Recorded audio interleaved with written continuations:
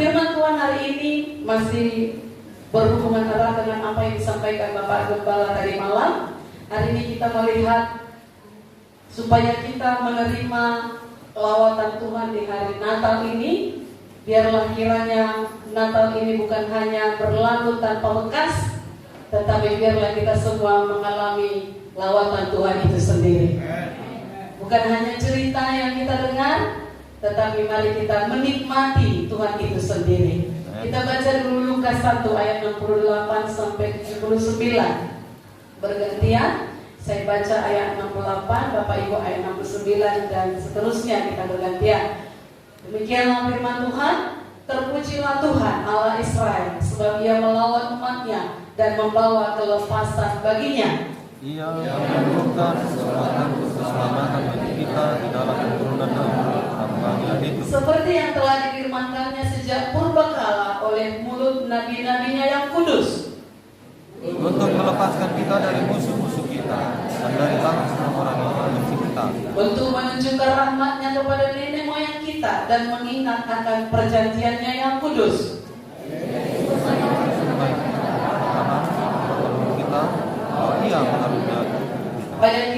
supaya kita terlepas dari tangan musuh, dapat beribadah kepadanya tanpa takut.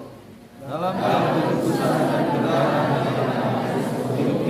Dan engkau, hai anakku, akan disebut Nabi Allah yang Maha Tinggi, karena engkau akan berjalan mendahului Tuhan untuk mempersiapkan jalan baginya, untuk memberikan kepada umatnya dunia keselamatan yang berdasarkan kebenaran. oleh rahmat dan belas kasihan dari Allah kita, dengan mana Ia akan melawat kita surya pagi dari tempat yang tinggi, untuk menyinari mereka yang diam di dalam kegelapan dalam nama untuk mengarahkan kaki kita kepada jalan damai sejahtera.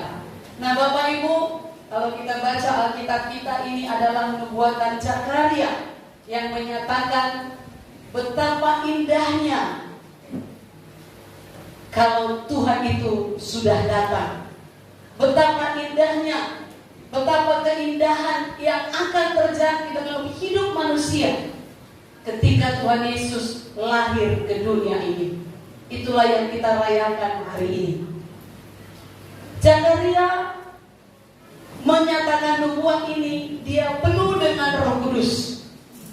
Tadinya mulutnya atau lidahnya dibuat bisu oleh Tuhan karena ketidakpercayaannya kepada firman. Untuk jangka waktu tertentu dia bisu, tetapi kemudian Tuhan pandai dia untuk bernubuat. Saudaraku, bicara tentang nubuat, sekarang ini banyak orang bernubuat, ya. Orang bernubuat tidak berbicara seakan-akan dia adalah Allah. Tidak berbicara seakan-akan dia adalah Tuhan itu sendiri. Kalau saudara lihat di YouTube, ada yang berkata, akulah Tuhan itu. Itu nggak betul. Saudaraku, perhatikan bahwa dalam nubuat ini Zakaria menggunakan kata ganti orang ketiga, ia, untuk Tuhan, untuk Allah itu sendiri. Kadang-kadang nubuat itu menggunakan kata ganti orang pertama, aku. Tetapi bukan yang bernubuat itu yang berkata aku, tapi dia berkata demikianlah firman Tuhan. Kalau kita baca kitab Yeremia, begitu dia katakan. Bukan dikatakan aku mengatakannya, bukan. Demikianlah firman Tuhan. Jadi sekarang ini kita harus hati-hati. Contoh nubuat yang salah. Ini bicara tentang nubuat sebentar ya. Kalau ada seorang jemaat, dia bernubuat memanggil pendetanya. Misalnya dia berkata, hai hambaku, misalnya adalah di antara saudara berkata begini kepada Bapak Gembala, hai hambaku Pak Eko, kemarilah. Dan Pak Gembala menjawab, ya Bapak, kepada saudara yang bernubuat. Itu enggak betul. Haleluya. Atau ada orang gara-gara nonton video nubuat lalu berkata, akulah Yesus. Hal-hal seperti ini Kalau bukan dibuat-buat oleh orangnya, pastilah itu dibuat setan. Jangan percaya. Haleluya. Kembali kepada firman. Nah, sekarang kita lanjutkan lawatan Tuhan bagi umatnya. Tadi kita baca Zakaria memulai nubuatnya dengan memuji Tuhan. Ayat 68a. Terpujilah Tuhan Allah Israel. Dan pujian itu didasarkan atas lawatan Allah. Dalam ayat B-nya dikatakan sebab ia melawat umatnya. Bahwa lawatan Tuhan itu yang pertama dikatakan membawa kelepasan kepada umatnya dari musuh-musuh, sehingga umatnya dapat beribadah kepada Tuhan. Saya ulang baca 71 dan 74. Untuk melepaskan kita dari musuh-musuh kita dan dari tangan semua orang yang membenci kita. 74. Supaya kita terlepas dari tangan musuh, dapat beribadah kepadanya tanpa takut. Siapa musuh kita? Siapa musuh kita? Itulah tujuan Tuhan melawat kita.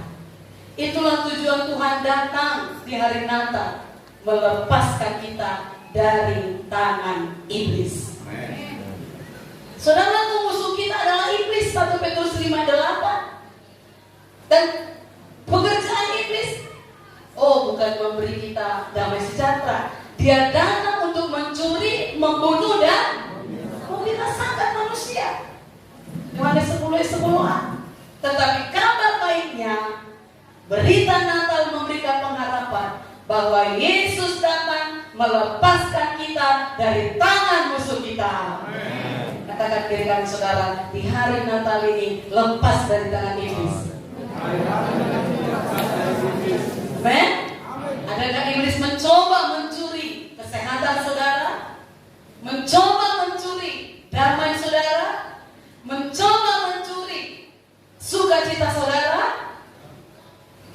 Kalau iblis itu datang mencuri saudara, mencuri hal itu semua, hari ini mari kita terima lawatan Tuhan. Amen. Dan tujuan Tuhan melepaskan kita dari tangan musuh dikatakan untuk menunjukkan rahmat-Nya, belas kasihan-Nya, sudah kita baca tadi, dan menggenapi janjinya kepada Abraham nenek moyang kita, supaya kita bisa beribadah kepada Allah tanpa takut, dalam kebenaran dan kekudusan seumur hidup kita. Itu tujuannya, supaya kita bisa. Nah, masih di sini semua? Tuhan melepaskan kita supaya kita bisa beribadah. Haleluya. Orang Israel pun dikeluarkan dari Mesir supaya bisa beribadah. Jadi jangan anggap remeh ibadah. Kita dilepaskan dari tangan musuh supaya bisa beribadah. Itu bukan hanya seperti ini. Beribadah kepada ruang itu dari terjemahan bahasa Inggrisnya serve. Apa itu? Melayani. Jadi kita dilepaskan dari tangan musuh supaya kita melayani Tuhan. Dialah yang kita layani dalam hidup ini. Memang kita diselamatkan untuk melayani. Efesus 2:10 berkata begini, karena kita ini buatan Allah. Buatan siapa saudara? Made in God. Kata orang Barat, amin. Amin. Kita ini buatan Allah, diciptakan dalam Kristus Yesus. Untuk apa dikatakan? Melakukan pekerjaan baik. Itulah melayani Tuhan. Melakukan pekerjaan baik yang dipersiapkan Allah sebelumnya. Ia mau supaya saya dan saudara melayani Dia. Haleluya. Dan Korintus 5:15 berkata, dan Kristus telah mati untuk semua orang. Untuk semua orang loh. Supaya mereka yang hidup tidak lagi hidup untuk dirinya sendiri, tetapi untuk Dia yang telah mati dan telah dibangkitkan untuk saya dan saudara. Haleluya. Jadi kita hidup untuk siapa? Untuk Tuhan dan melayani Tuhan seumur hidup kita. Untuk itu kita diselamatkan dari tangan iblis. Dan dikatakan beribadah kepada Tuhan tanpa takut. Saudaraku, tanpa takut apa maksudnya? Tentu takut akan Tuhan iya, tapi tanpa takut lagi kepada musuh itu. Karena kita sudah bebas dari musuh, karena kita sudah selamat, maka tidak boleh lagi takut kepada iblis. Haleluya. Kalau dia datang dengan penyakit, jangan takut. Oleh bilur-bilur Yesus kita sembuh. Haleluya. Memang kesaksian Ibu Sila yang tadi, pada saat sakit-sakitnya itu, lebih baiklah aku diangkat, kira-kira gitu ya. Pada saat sakit-sakitnya itu. Tetapi ketahuilah, tidak ada yang terlalu sulit bagi Tuhan kita. Sama seperti Ibu Sila tadi berkata, dia hanya manggil Yesus, karena memang itu yang terutama. Kalau meninggalkan dunia, surga itu paling penting. Semalam ada lagu Batak di sini dinyanyikan Sendro Marinda. Apa itu katanya? Coba ditampilkan dulu, kita nyanyikan, itu penting sekali, saudaraku. Tahu lagunya? Di situ dibuat akhir zaman, ya. Orang-orang yang tahu kita nyanyikan ya. Ale masukuna kita molongan. Kalau salah, saudara lanjut ya. Marilah berbile mahamu disude nama selalu sohabila gorbe menggohi dijanji di Tuhani ulang lalapala nama singonu manang guru-guru di hamorau. Ada terjemahannya di bawah bagi yang tidak tahu. Mampai tajoran romi jono tutu hari ape sayang jono aja poti biro. Lanjut. Asoatro kuboto diriya dia aronai tunggu diribana tunggu diromona idolai kosalu mari surah doakan aku dapaku mari purbibion tumbia kemurana tumbia kesanatna gambar lapatani maju Taparade marohaka tapajono maririta sarta puji maroana satu haroronai boitar goda doani di buku hamoluani. Haleluya. Semua yang di dunia ini akan tinggal. Jangan sampai nama kita dicoret. Itu sebabnya di hari Natal ini terima dia sampai kelak dia memanggil kita. Jangan pernah lepaskan dia. Tidak salah kerja, tidak salah kaya, tapi jangan mengandalkan kekayaan.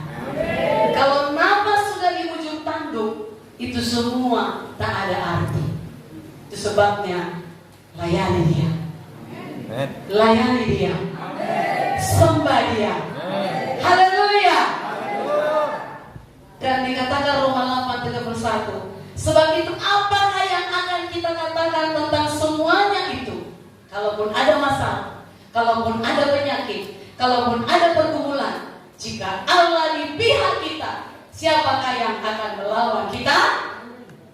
Jadikan Yesus di pihakmu. Amen. Dan dilanjutkan tadi, beribadah kepada Tuhan tanpa takut dalam kekudusan dan kebenaran. Ini perlu kita tekankan. Bukan hanya asal beribadah, tapi dalam kekudusan dan kebenaran. Hidup kudus itu adalah status orang percaya.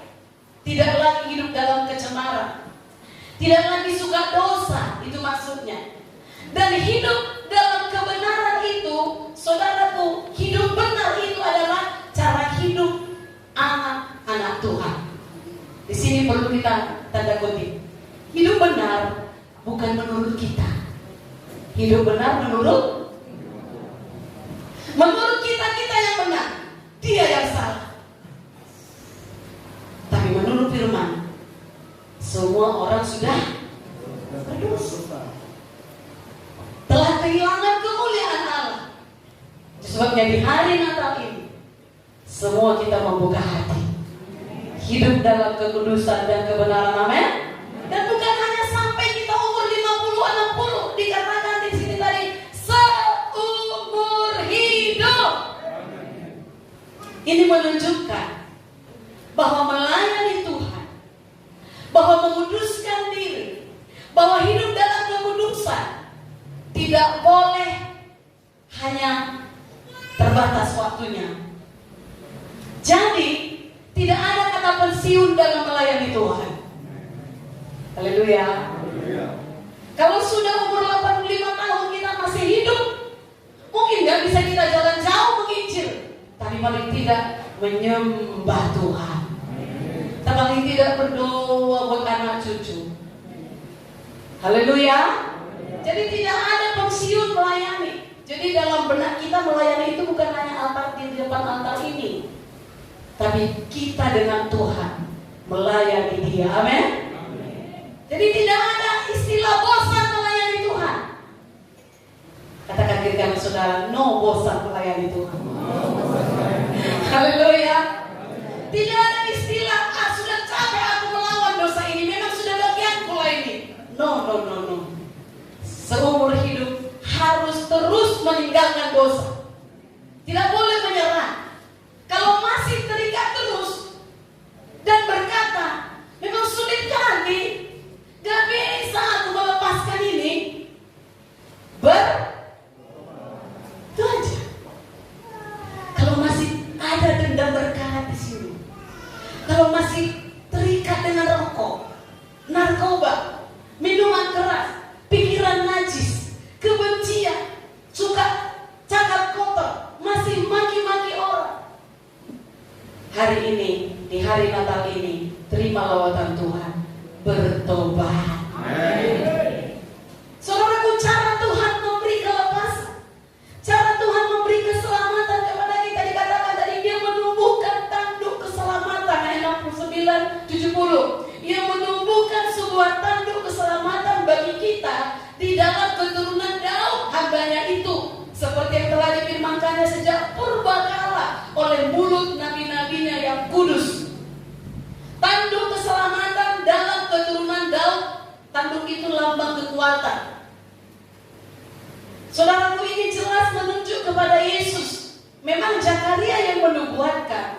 Saudaraku, itu bukan tentang Yohanes Pembaptis, karena Yohanes Pembaptis itu bukan keturunan Daud, tetapi dia keturunan Lewi. Nah, saudaraku, kuasa keselamatan itu dinyatakan dalam Yesus Kristus. Jadi ini merujuk kepada Yesus. Perhatikan, sejak zaman perjanjian lama, Tuhan sudah menjanjikan akan muncul Mesias dari keturunan Daud.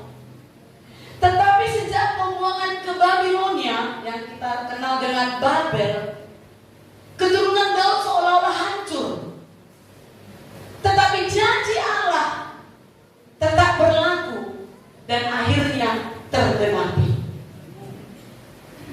Tuhan senantiasa memenuhi janjinya. Tadi dikatakan janjinya kepada Abraham. penuh rahmat. Saudaraku, lebih dari 400 janji tentang kedatangan Mesias dalam Perjanjian Lama. Dan Tuhan itu penuh rahmat. Dia penuh dengan belas kasihan kepada manusia ini yang sudah diikat oleh iblis. Dan Dia menggenapi janjinya dan melawan umatnya. Itulah yang kita rayakan hari ini. Itu sebabnya Bapak Ibu Saudaraku, pada saat semua harapan rasanya musnah, tetaplah percaya pada janji Tuhan. Kalau nubuatan tentang Yesus pun lama sudah dinubuatkan, itu pun bisa digenapi. Apalagi sekarang ini saya dan saudara sudah ada di dalam Yesus. Apapun janjinya, percayailah. Haleluya. Haleluya. Dan bagaimana Dia melawat umatnya? Yang kedua, memberikan surya pagi. Saya baca kembali supaya kita ingat ya. Ayat 76 sampai 79. Dan engkau, hai anakku, akan disebut Nabi Allah yang Maha Tinggi, karena engkau akan berjalan mendahului Tuhan untuk mempersiapkan jalan baginya, untuk memberikan kepada umatnya pengertian akan keselamatan yang berdasarkan pengampunan dosa-dosa mereka. Oleh rahmat dan belas kasihan dari Allah kita, dengan mana Ia akan melawat kita surya pagi dari tempat yang tinggi, untuk menyinari mereka yang diam dalam kegelapan dan dalam naungan maut, untuk mengarahkan kaki kita kepada jalan damai sejahtera. Nah, dikatakan di sini surya pagi. Ini menunjukkan Yesus. Semalam Bapak Gembala menyampaikan dari Yesaya 9 ayat 1. Saudaraku, semua ini menunjukkan bahwa keselamatan yang sejati itu ada dalam Yesus. Terang itu datang untuk memusnahkan kesuraman dan kegelapan. Yesus menyinari manusia yang ada dalam gelap, yang ada dalam bayang-bayang maut, dan mengarahkan kepada jalan damai sejahtera. Tanpa Yesus, semua orang dalam gelap. Kalau saudara lihat, mereka yang di luar Yesus seolah-olah terang benderang masa depannya. Tetapi kembali kepada firman, tanpa Yesus semua orang dalam gelap, dalam bayang-bayang maut. Tidak perlu iri kepada mereka. Haleluya. Apa tadi lagu kita? Sekaya apapun, sehormat apapun, tetap akan di bawah tanah kalau sudah habis napas ini. Yohanes Pembaptis mempersiapkan jalan bagi Yesus dengan cara apa? Dia memberi pengertian tentang keselamatan. Kenapa? Karena saat itu orang Yahudi mempunyai konsep yang salah tentang Mesias. Konsep mereka, saudaraku, bahwasanya Mesias itu adalah raja duniawi yang melepaskan mereka dari penjajahan Romawi. Itu konsep mereka. Padahal Yesus datang melepaskan dari musuh, yaitu iblis. Nah, saudara, mereka juga mempunyai konsep yang salah tentang keselamatan. Apa itu? Mereka percaya keselamatan itu karena perbuatan baik. Memang harus berbuat baik, tetapi keselamatan tidak tergantung kepada perbuatan baik. Dan mereka juga punya konsep yang salah, bahwasanya keselamatan mereka karena mereka adalah bangsa pilihan. Perhatikan, bangsa pilihan pun kalau tegak tengkuk tetap mati di padang gurun. Itu mereka pegang teguh, jadi salah. Maka diutuslah Yohanes. Tugas Yohanes Pembaptis meluruskan pengertian mereka. Ini menunjukkan pentingnya pengertian kita. Haleluya. Kalau kita berkata, aku sudah banyak berbuat baik, aku sudah banyak menolong orang, aku sudah semangatlah melayani di gereja, dan kita berkata kita selamat, itu pengertian yang salah tentang keselamatan. Tetapi kalau kita punya pengertian, Yesus di hatiku, Aku di hati Yesus dan takkan kulepaskan dia. Nyanyi kita tadi, ku tetap cinta, ku tetap setia. Walaupun mungkin resesi akan datang, ku tetap cinta, ku tetap setia. Haleluya. Keselamatan itu didapatkan melalui pengampunan dosa. Karena tidak ada kita yang bisa mengampuni dosa kita sendiri, amen. Ayat 77b tadi dikatakan, dan adanya pengampunan dosa itu karena ada belas kasihan Allah, bukan karena perbuatan baik kita. Haleluya saudaraku. Dan pengampunan dosa itu hanya kita dapat kalau kita percaya pada Yesus. Dikatakan Efesus 1 ayat 7, sebab di dalam Dia dan oleh darahnya kita beroleh penebusan, yaitu pengampunan dosa menurut kekayaan kasih karunia-Nya. Kemudian Kisah Rasul 10 ayat 43 berkata begini, supaya kita jangan sampai kita melepaskan Yesus itu ya. Tentang Dialah semua nabi bersaksi. Kisah 10:43. Tentang Dialah semua nabi bersaksi bahwa barang siapa percaya kepadanya, yaitu Yesus Kristus, ia akan mendapat pengampunan dosa. Adakah Bapak Ibu Saudara percaya sepenuh-penuhnya kepada Tuhan Yesus? Saudara menerima pengampunan dosa oleh karena namanya. Cintalah akan nama itu. Nama Yesus jangan pernah lekang dari hati kita. Keselamatan bukan didapatkan melalui perbuatan baik, tetapi setelah kita selamat, Efesus 2 tadi berkata, pekerjaan baik harus kita lakukan. Saudaraku, tapi melalui pengampunan dosa kita diselamatkan. Melalui perayaan Natal ini, maukah saudara menjadi alat Tuhan? Alat Tuhan itu bagaimana? Seperti Yohanes Pembaptis, memberikan pengertian yang benar kepada orang-orang di sekitar kita. Haleluya. Kita yang percaya bahwa Yesus adalah satu-satunya jalan ke surga, satu-satunya juru selamat, kita harus mewujudkannya dengan memberitakan Yesus itu kepada orang banyak. Haleluya. Tuhan telah melawat kita karena rahmat-Nya, karena kasih-Nya. Dan dikatakan tadi, lawatan Tuhan itu bagaikan sang surya pagi hari. Apapun yang terjadi, dia pasti muncul. Amin. Amin. Terbuka babak baru, ada hari baru, ada kasih karunia baru, dan kegelapan sirna kalau dia sudah muncul. Itu gambaran kehadiran sang surya pagi itu adalah menggambarkan lawatan Yesus Kristus.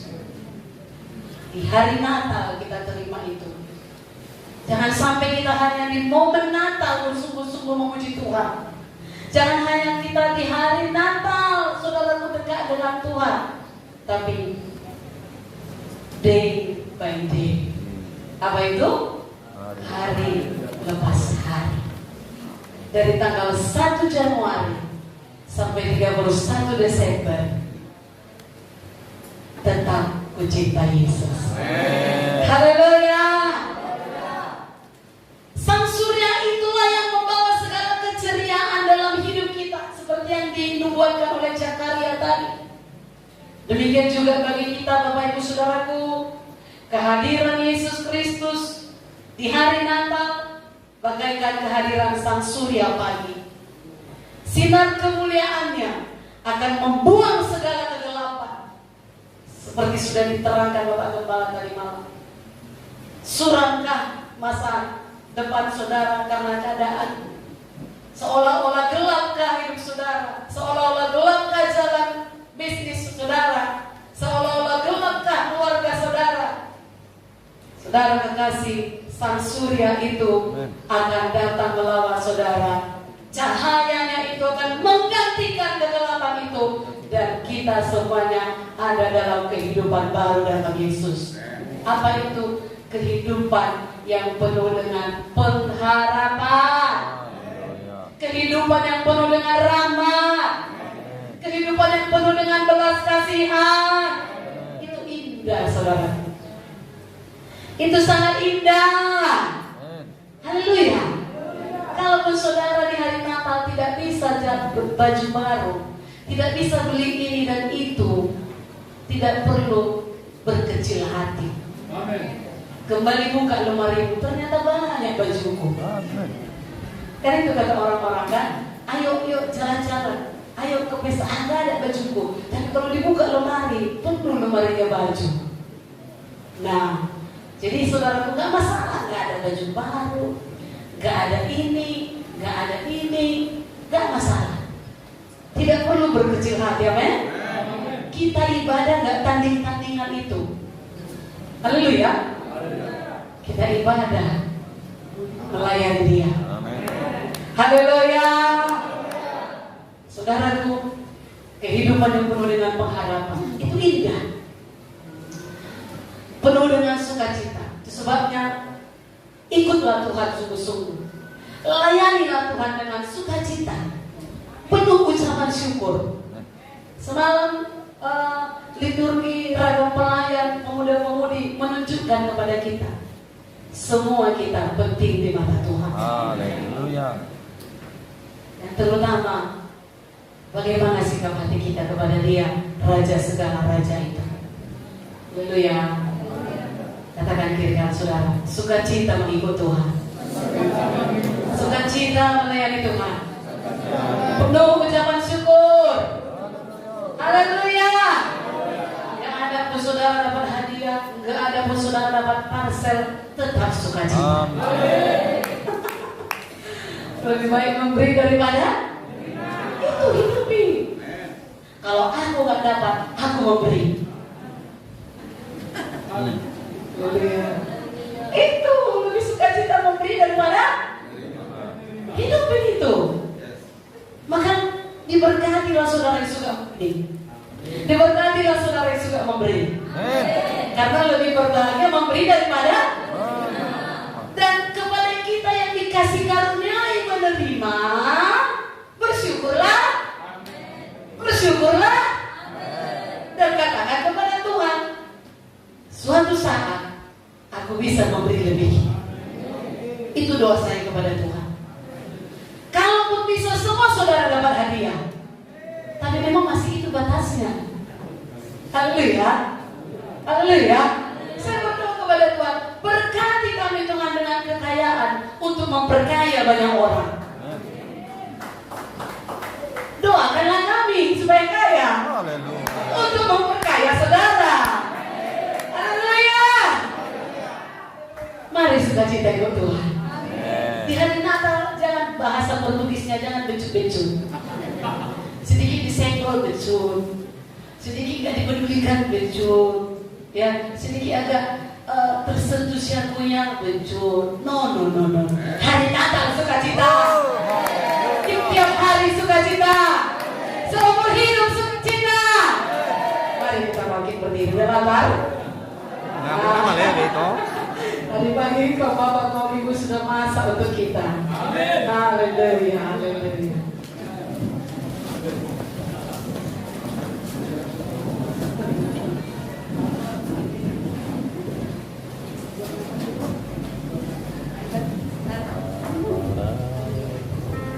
Tadi kita semalam kan bapak sudah nyanyikan lagu Ujung Sedang.